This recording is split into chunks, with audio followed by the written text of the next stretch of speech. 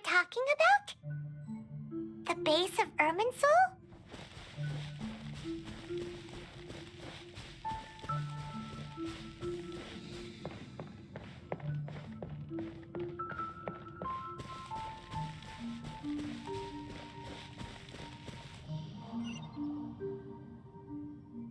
Well, this is the place.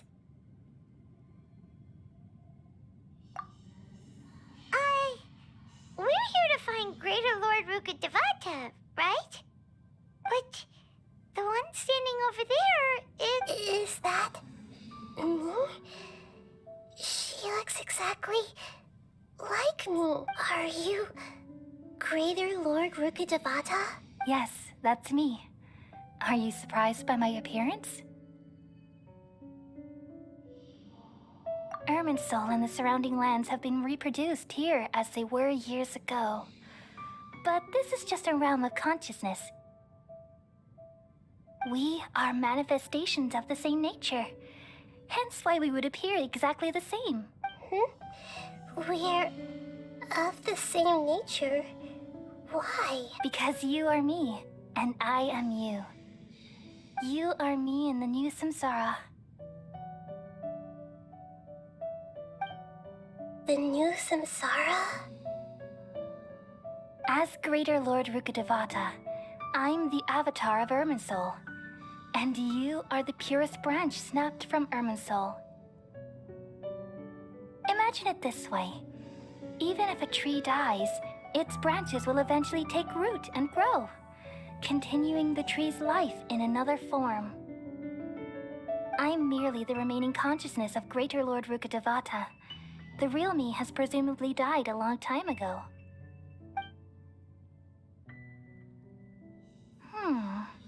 Judging from your appearance, I've probably been dead for 500 years. But you're finally here, my new self in the samsara.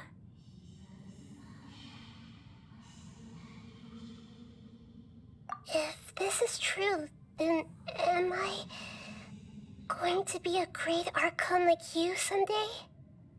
Though we share the same nature, our fates are bound to be different.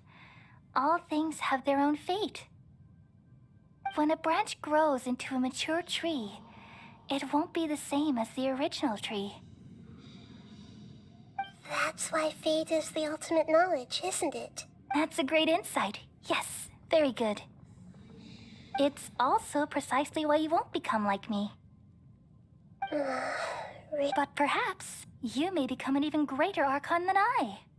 I already see a determination in you that I didn't possess in my time, and the future that it leads you to will be yours alone, along with the blessings from your past experiences.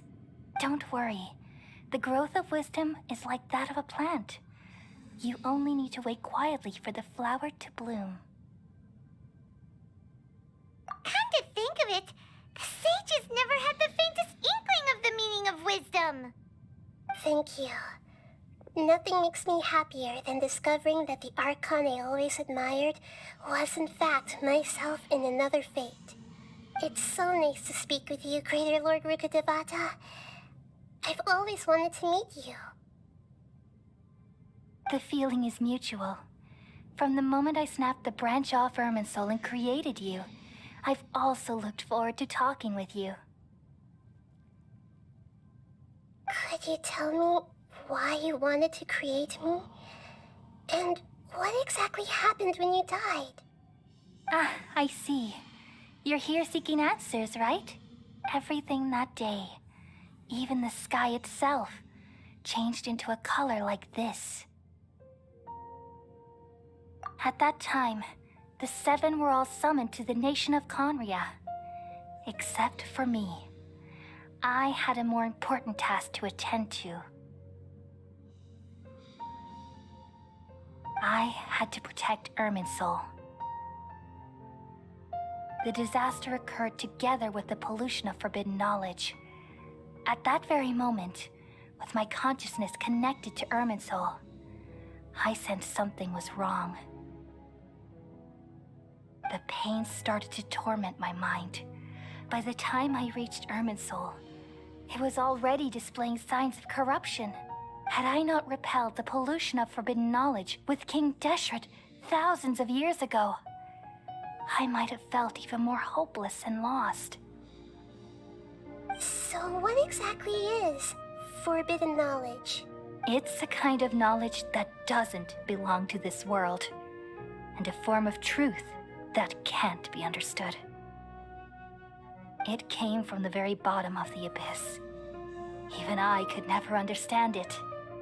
The world is constantly rejecting it, leading to all kinds of bad phenomena.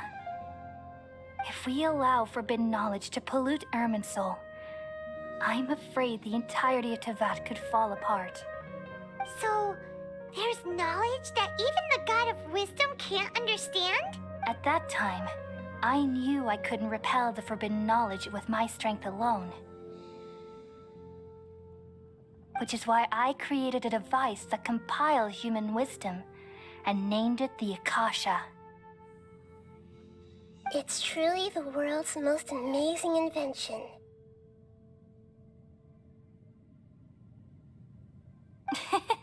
Thank you. For a long time, I thought dreams were the fruit of human wisdom. Though it was selfish to do so, I borrowed people's dreams using the Akasha. Then I compiled their wisdom and all of my own power. Well, did it work?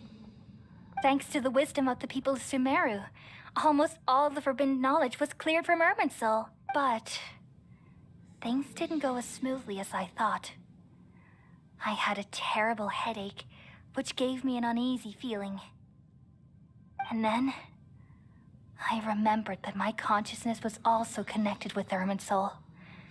It brought me knowledge and wisdom, but vile corruption as well.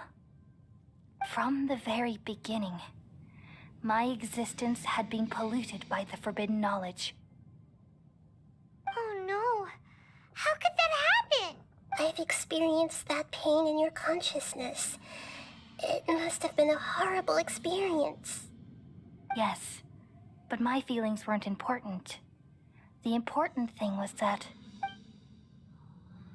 even if I died, my existence and everything related to me would continue to exist in Irminsul as memories and knowledge, meaning that the forbidden knowledge couldn't ever be permanently eradicated.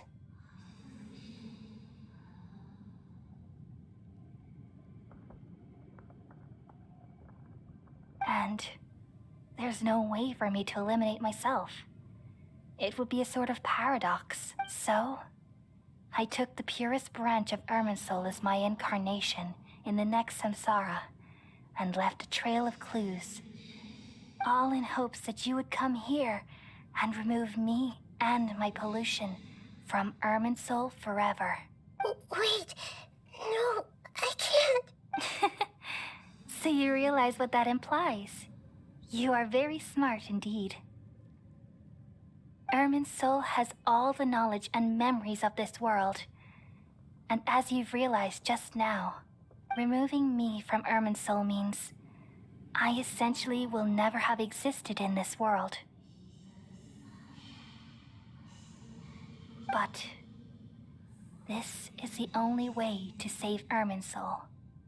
People love you so much, and they've missed you so much over the past 500 years.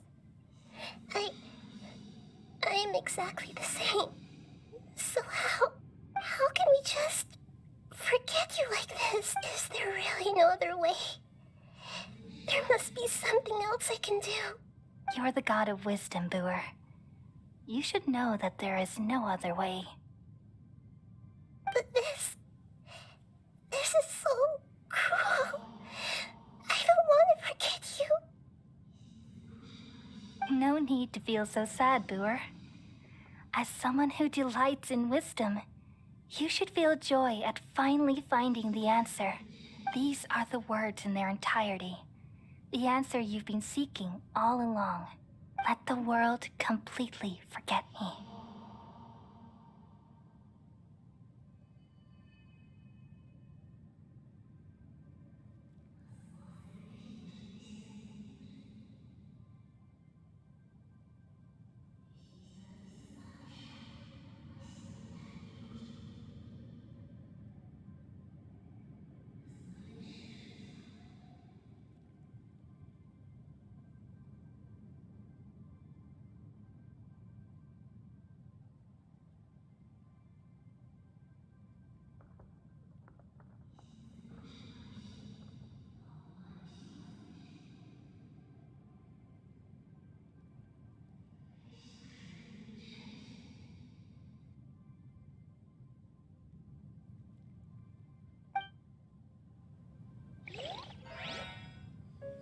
We all nestle under the great tree of wisdom, peering out to perceive the world.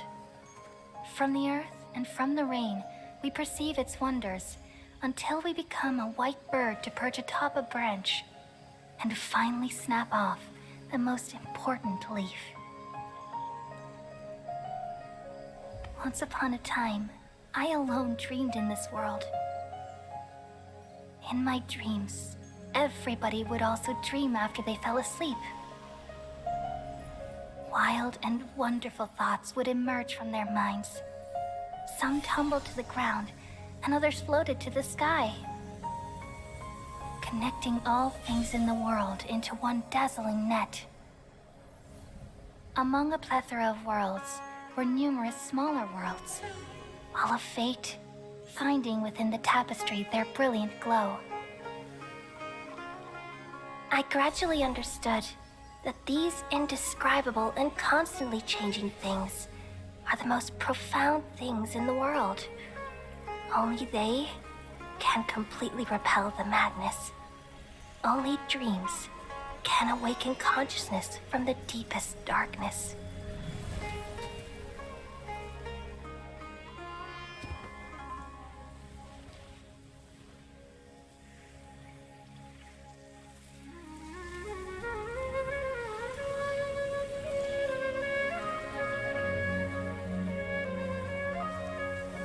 I'm the one who posed this question, yet also the one who sought a solution.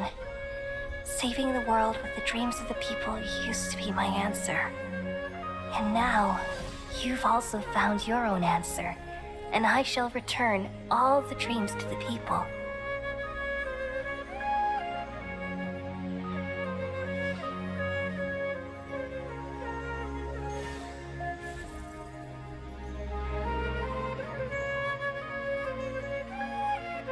Goodbye, people of Sumeru.